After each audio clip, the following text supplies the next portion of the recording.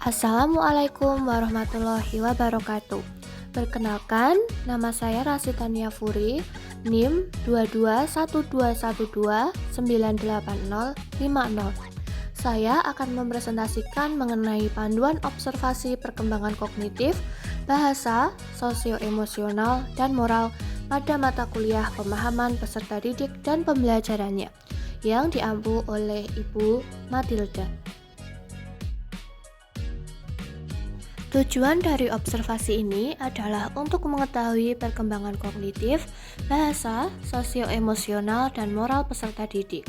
Dan sasaran observasi adalah peserta didik kelas 1 dan 4 SD Muhammadiyah Danu Negaran yang berada di Jalan Parangtritis nomor 46, Mantri Jeron, Daerah Istimewa Yogyakarta.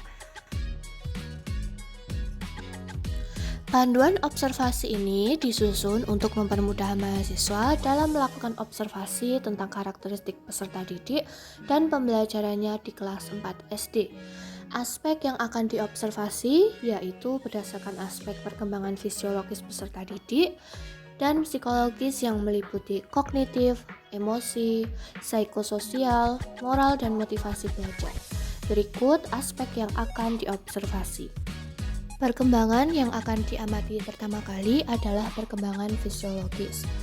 Perkembangan fisiologis yang diamati ini adalah termasuk ke dalam kategori tahap 2, yaitu perkembangan fisik masa kanak-kanak. Dan aspek yang akan diamati pada tahap perkembangan fisiologis ini adalah aspek kesehatan dan motorik. Upaya pengembangan yang dilakukan pada aspek kesehatan antara lain adalah yang pertama, peserta didik memahami dan memiliki sikap positif terhadap kondisi fisiknya, meliputi penglihatan, pendengaran, kegemukan atau tidak, pendek atau tinggi badan. Yang kedua adalah peserta didik aktif mengikuti kegiatan olahraga di sekolah. Dan yang ketiga, peserta didik mengembangkan kebiasaan untuk memelihara kebersihan dan kesehatan. Kemudian untuk aspek motorik, peserta didik dapat melakukan keseimbangan satu kaki tanpa melihat. Yang kedua, peserta didik dapat berjalan di atas balok keseimbangan sekitar 2 inci. Yang ketiga, peserta didik dapat melompat dengan akurat ke dalam lingkaran kecil. Dan yang keempat, peserta didik dapat melakukan dengan akurat latihan jumping jack. Selanjutnya adalah perkembangan psikologis ranah kognitif. Usia anak kelas 1 hingga kelas 4 sekolah dasar itu berada pada tahap operasional konkret atau berada di rentang usia 7 hingga 11 tahun. Aspek yang diamati yaitu pemikiran spasial, sebab akibat, klasifikasi, variasi dan kesimpulan transitif, penalaran induktif dan deduktif, serta konservasi.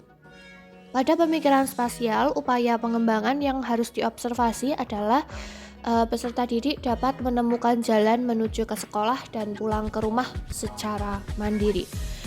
Kemudian di bagian sebab akibat, peserta didik mengetahui atribut fisik objek mana yang akan mempengaruhi hasil, misalnya jumlah objek berpengaruh sedangkan jumlah warna tidak. Nah, pada aspek klasifikasi, peserta didik dapat memilah objek ke dalam beberapa kategori seperti bentuk dan warna. Pada aspek variasi dan kumpulan transitif, peserta didik dapat mengatur kumpulan tongkat sesuai urutan dari yang paling pendek ke yang paling panjang atau sebaliknya, dan dapat memasukkan tongkat berukuran menengah ke tempat yang tepat.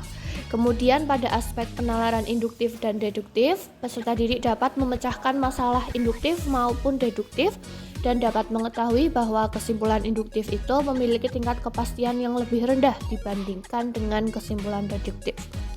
Sedangkan pada aspek konservasi, hal yang diamati adalah peserta didik dapat mengetahui bahwa apabila bola tanah liat digulung dalam bentuk sosis, maka ia akan memiliki jumlah tanah liat yang sama. Selanjutnya, pada tahap perkembangan psikologis emosi, kategori yang diobservasi yaitu kecerdasan emosional atau kematangan emosi yang meliputi aspek mengenali emosi orang lain, mengenali emosi diri, dan juga ada keterlibatan guru, yaitu peran dari guru. Kemudian upaya pengembangan yang diamati adalah yang pertama pada aspek mengenali emosi orang lain. Yang pertama, merasakan apa yang dirasakan orang lain. Yang kedua, mengembangkan sikap dan kebiasaan saling menyayangi dengan teman. Kemudian yang ketiga, menyelaraskan diri dengan orang banyak atau masyarakat di sekitarnya. Kemudian pada aspek mengenali emosi diri, hal yang pertama harus dilakukan adalah memiliki tolok ukur yang realistis atas kemampuan diri dan kepercayaan diri yang kuat. Yang kedua adalah membicarakan tentang perasaan baik sendiri maupun dengan orang lain. Aspek yang ketiga yaitu peran guru. Yang pertama, guru menghormati pribadi anak seperti bertutur kata yang sopan, mengucapkan atau menjawab salam anak, dan tidak mencemooh anak. Yang kedua adalah guru memberikan penghargaan seperti pujian, acungan jempol, dan hadiah. Perkembangan yang diamati selanjutnya adalah perkembangan psikologis ranah psikososial menurut teori Bronfenbrenner. Aspek yang diamati adalah keluarga, relasi dengan teman sebaya, sekolah, dan pemahaman diri. Pada aspek keluarga, hal yang diamati yaitu orang tua masih terus memonitor kegiatan yang dilakukan anak dalam memelihara diri mereka sekalipun secara tidak langsung. Kemudian, pada aspek relasi dengan teman sebaya, yang pertama, peserta didik mempunyai kelompok pertemanan baik di kelas maupun di sekolah. Yang kedua adalah peserta didik termasuk anak yang populer atau tidak, termasuk yang ditolak atau diabaikan.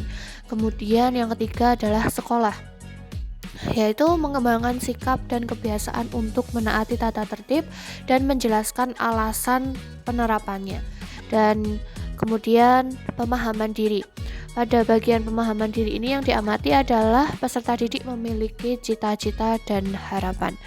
Selanjutnya untuk aspek atau untuk perkembangan moral, ini menurut Kohlberg yaitu penalaran prakonvensional, yaitu di antara usia 7 atau 8 hingga 12 tahun. Hal yang diamati adalah peserta didik cenderung melakukan sesuatu kegiatan bukan karena membutuhkan hasil, melainkan karena takut dihukum. Perkembangan yang diamati selanjutnya adalah perkembangan bahasa, yaitu dalam kategori usia sekolah dasar, dan hal yang diamati yaitu perbendaharaan kosakata anak meningkat dan cara anak-anak menggunakan kata dan kalimat bertambah kompleks sehingga lebih menyerupai bahasa orang dewasa. Dari berbagai pelajaran yang diberikan di sekolah, bacaan, pembicaraan dengan anak-anak lain, serta melalui radio dan televisi, anak-anak dapat menambah perbendaharaan kosakata yang ia pergunakan dalam percakapan maupun tulisan. Pada bagian motivasi, dibagi menjadi dua, yaitu motivasi internal atau motivasi yang berasal dari dalam diri anak, dan motivasi eksternal atau yang berasal dari luar individu anak tersebut. Pada bagian motivasi dari dalam diri anak, itu yang diamati adalah peserta didik memiliki motivasi yang besar untuk sukses. Yang kedua yaitu peserta didik dengan bersungguh-sungguh mengikuti pembelajaran. Kemudian pada motivasi dari luar individu, yang diamati yaitu dukungan dan perhatian orang tua terhadap peserta didik dan dukungan dari lingkungan sekolah, guru, dan teman. Selanjutnya terdapat lembar interview mengenai perkembangan fisiologis dan psikologis. Lembar ini digunakan untuk melakukan wawancara dengan guru kelas. Yang selanjutnya adalah lembar observasi tambahan, yaitu mengenai observasi karakteristik peserta didik yang sesuai dengan eksplorasi konsep yang ada di topik ketiga, yaitu mengenai etnik dan kultural, kemudian status sosial dan minat, dengan indikator atau aspek yang diobservasi sebagaimana tertera di bawah. Dan yang terakhir ada gaya belajar dan perkembangan sosial.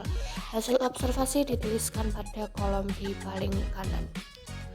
Sekian presentasi dari saya. Saya ucapkan terima kasih. Wassalamualaikum warahmatullahi wabarakatuh.